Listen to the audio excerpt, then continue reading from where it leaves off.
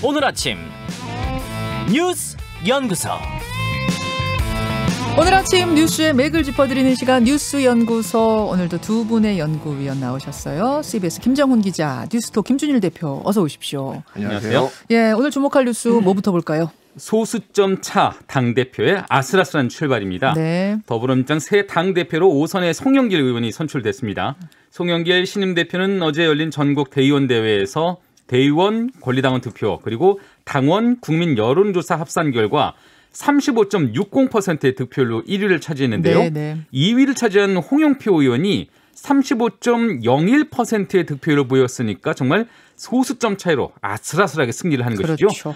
송 대표는 유능한 개혁, 언행일치의 민주당을 만들어서 국민의 삶을 지켜내고 국민의 마음을 얻겠다. 또 당의 자랑스러운 대선 주자들과 소통하고 대선 경선을 공정하게 관리하겠다. 이런 입장을 밝혔습니다. 앞서 선출된 윤호중 원내대표와 함께 내년 대선을 준비해야 하는 게 가장 큰 과제이겠고요. 한편 최고위원으로는 김용민, 강병원, 백혜련, 김영배 그리고 전해숙 의원이 선출됐습니다. 네, 0.59%포인트 차. 어제 저는 그 발표하는 현장 생중계를 봤거든요. 근데 처음부터 쭉 이렇게 발표하는데 언뜻 누가 1인지 금방 계산이 안 되더라고요. 그 정도로 차이가 아슬아슬했어요. 김준일 대표, 뭘 주목하십니까? 일단 그 송영길 신임 대표를 수식하는 어떤 키워드들이 뭐 이랬습니다. 범친문, 뭐 일부에서는 비문, 무게파, 비주류. 네. 그래서 정말 이분이 친문인지 비문인지조차 약간 헷갈리는. 그러니까 왜냐하면은 당내 주류는 어쨌든 친문이기 때문에 상당히 친문을에게 공을 들였어요. 네. 근데 상대적으로 보면은 이분은 이제 송영길 신임 대표는 상당히 달랐죠. 이를테면 문자 폭탄에 대해서 이거는 목소리를 누르면 안 된다 이런 식으로 이제 비판적인 목소리를 냈기 그러니까 여기서 때문에 문자 폭탄에 대해서 누르면 안 된다라는 게 그러니까 의원들의 다양한 소리를 누르면 안 된다 쪽이었던 거예요. 그렇죠. 문자 폭탄이 이제 의원들의 다양한 목소리를 누르고 있다라고 비판적인 목소리를 냈는데 어찌됐든 어떻게 보면은 이거는 해석도 굉장히 그래서 지금 가지가지입니다.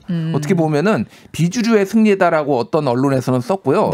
어떤 언론에서는 여전히 강경한 친문의 민심을 확인했다. 또 이렇게 썼어요. 그러니까요. 해석이 다르더라고요. 왜냐하면 또 김용민, 그러니까 추석 최고위원으로 뽑힌 김용민 의원 같은 경우에는 확실한 친문 중에 친문 이렇게 꼽히니까. 그렇죠. 최고위원 5명인데 5명 중에 4명이 이제 친문으로 분류되고 백혜련 의원만 친 이재명계로 분류가 되는데 백혜련 의원도 소위 말해서 검수완박. 그래서 이제 뭐 여당 간사거든요. 그 법사위원회. 그러니까 검수완박 주장하고 강력하게 검찰 개혁해야 된다라고 하니까 사실상 뭐 이제 그 친문 진영에서 주장했던 뭐 그런 내용들이 다 반영이 된 거예요. 그런데 당 대표는 송영길. 친문 중에서는 색이 옅은 비주류. 이건 뭐 어떻게 해석해야 돼요? 그러니까 어떻게 해석하세요, 김준일 그러니까 대표는? 이거를 그러니까 절묘하게 좀 균형이 맞춰졌다. 저는 이제 이렇게 보고 있고요. 왜냐하면 또 이게 1인 2표예요. 최고위원 같은 경우에는 1인 2표기 때문에 이제 소위 말해서 전략적으로 약간 몰표 이렇게 몰아주기가 됐었다. 이렇게 보는 거죠. 그래서 떨어진 사람이 서삼석 의원인데 호남이거든요. 유일하게 호남인데 떨어졌어요. 그리고 황명선 논산시장 같은 경우에는 지명도가 약간 떨어지긴 합니다. 어찌됐든 이제 지금 봤을 때 전체적으로 친문이 여전히 강고하다라는 건데 그러면 앞으로 이제 송영길 대표가 뭘 할 것이냐.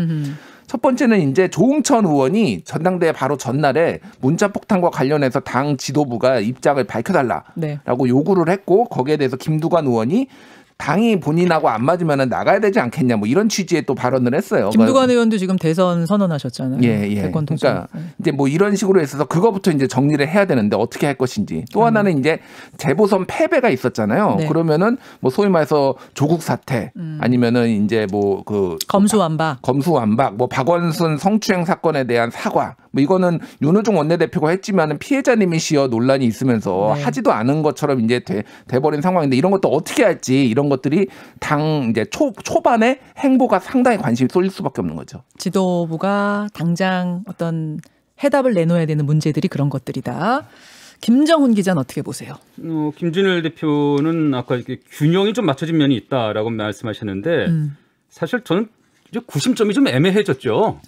균형이 맞춰졌다라고 보기에는 좀 이게 지금 사실상 친문에 당대표 송영길 신임 대표가 포위됐다. 이런 구도가 형성이 된 건 사실이거든요. 그러니까 원내대표의 최고위원들의 그리고 강성 지지층의 목소리가 여전히 당을 뒤흔들 거고요.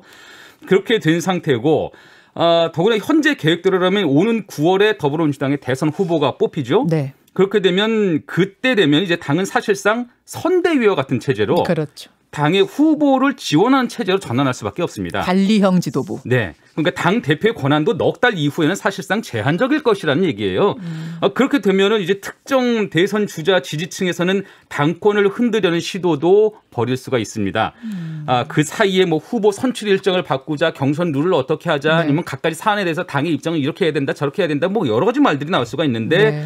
이런 구도에서 신임 송영길 대표가 당권을 좀 확실히 장악하고 중심을 잡아 나갈지가 이제 관건이 되겠습니다. 그래요. 오늘 잠시 후에는 이제 송영길 대표는 오늘 아침 일정상 인터뷰가 어려웠고 김용민 수석 최고위원 인터뷰를 합니다. 지금 두 기자가 말씀해 주신 그 부분들, 문자 폭탄에 대한 입장, 검수완박에 대한 입장, 이거 다 수석 최고위원의 입장을 확인하겠습니다. 두 번째로 가죠.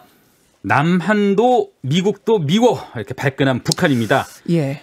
미국의 대북 정책 그리고 남한에서 올려진 대북 전단에 북한이 발끈하고 나섰습니다. 네. 앞서 탈북민 단체인 자유북한운동연합은 대북 전단 살포가 법으로 금지된 이래 처음으로 지난달 말 대북 전단과 미 달러화 등을 북한으로 날려보냈다고 주장을 했어요. 그러자 북한의 김여정 노동당 부부장은 어제 이제는 이대로 두고 볼 수만은 없다. 심각한 도발로 간주해서 상응한 행동을 검토해 볼 것이다 이렇게 밝혔습니다. 전단 살포를 막지 못한 우리 정부를 거친 표현으로 비난하기도 했고요. 예. 또 바이든 미 대통령이 지난달 그 의회 연설에서 북한과 이란을 상대로 단호한 억지 등의 표현을 한 데 대해서 북한 외무성 측은 대단히 큰 실수라면서 시간이 흐를수록 미국은 매우 심각한 상황에 직면하게 될 것이라고 경고했습니다. 북한이 대단히 큰 실수다라는 표현을 쓰면서 바이든을 공격하는 가장 큰 불만은 뭔가요? 일단 그 두 번의 좀 북한과 관련해서 미국에서 두 번의 좀 뭐 성명 같은 게 있었는데 예. 하나는 지난 28일이죠. 그 미국 현지 시간으로 28일인데 바이든 대통령이 첫 의회 연설을 했어요.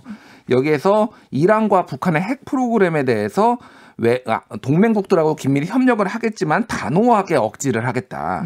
위협에 대처하겠다라는 게 하나가 있었고 네네. 또 하나는 이제 지난 30일인데 우리 한국 시간으로 5월 1일에 그 백악관 대변인이 네. 북한 대북 정책이 이미 결정됐다. 그랬죠. 이렇게 얘기를 했어요. 그래서 여기에서 이제 먼저 대북 정책이 결정됐다는 것도 말씀드리면은 한마디로 얘기하면은 오바마도 아니고 트럼프도 아니다. 뭐 요런 거거든요. 한마디로 오바마는 전략적 인내라고 해서 북한을 내버려 두면서 그냥 북한이 핵을 만들게 뒀다. 이건 실패였다. 근데 트럼프도 아니다. 트럼프처럼 빅딜 하나로 그냥 한 번으로 일괄 타결하는 이런 방식도 실패했다. 그러니까 한마디로 얘기하면 단계적 접근을 해가지고 싱가포르 합의 위에서 성과를 내겠다. 비핵화 성과를 내겠다라는 건데 네. 이게 한국의 의중이 상당히 반영이 된 거예요. 문재인 대통령도 뉴욕타임스에 지난 21일에 단계적으로 접근해야 되고 지금까지의 유산들 트럼프 행정부가 했었던 싱가포르 합의 이런 거에 기반을 해서 해야 된다라고 강력하게 주장을 했고 이게 받아들여진 거거든요. 그렇군요. 어떻게 보면 이거는 대화 시그널이에요.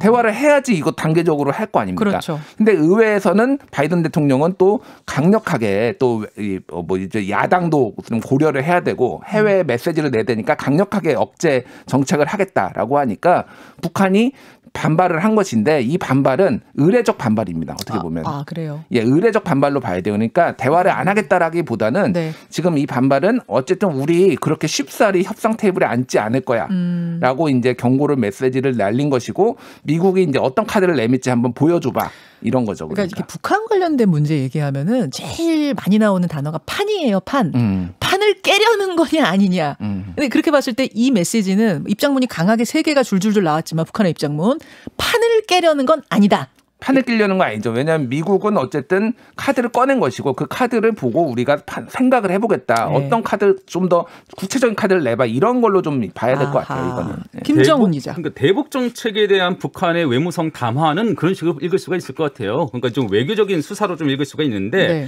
근데 김여정 부부장의 언급은 좀 신경이 좀 쓰이는 게 사실입니다. 대북 전단 살포에 대해서 우리 국가에 대한 심각한 도발로 간주하면서 상응한 행동을 검토해 볼 것이라고 얘기를 했죠. 상응한 행동? 근데 기억하시겠지만은 지난해에도 대북 전단 때문에 김여정 부부장이 경고를 했고요. 그랬죠. 근데 결국에 개성의 남북 공동 연락사무소가 폭파되기까지 했습니다. 하긴 그때도 그 원인은 삐라였네요. 그렇습니다. 예. 그러니까 이후에 우리 정부가 대북전단 살포 금지 법을 마련했는데도 대북전단이 다시 북으로 올려진 거거든요. 북한이 실제로 지난해와 같은 어떤 행동인지 모르겠지만은 네. 실제 어떤 조치를 취할 가능성은 이제 적지는 않아 보여요. 김여정 부부장의 말의 무게를 생각해봐도 좀 그렇습니다. 이전에 있었던 합의 파기 아니면 북한 내부의 대남 관련 기구의 폐지, 네네. 나아가 군사 행동까지도 좀 염려가 되는 상황이기 때문에 우리 정부 좀 만반의 대비를 좀 해야 되는 상황입니다. 알겠습니다. 세 번째 이슈로 가죠. 밀수의 절도까지 장관 후보 부인들의 일탈인데요. 네. 내일 인사청문회를 앞둔 장관 후보자들의 부인 그 일탈이 도를 넘은 모습이네요. 어떤 것들입니까? 먼저 노형욱 국토교통부 장관 후보자 부인은 지난해 5월 절도죄로 20만 원의 벌금형을 선고받은 사실이 알려졌습니다. 무슨 절도죄요? 대형마트에서 물건을 훔쳤다가 적발됐다고 해요. 그래서 근데 이에 대해서 해명은 갱년기 우울증을 앓던 아내가 충동적으로 벌인 일이었다. 이렇게 노형욱 후보자는 설명을 하고 있고요. 예. 그런가 하면 박준영 해양수산부 장관 후보자의 경우에는 2015년에서 2018년 사이 영국 대사관 공사 참사관으로 재직을 했었거든요. 네.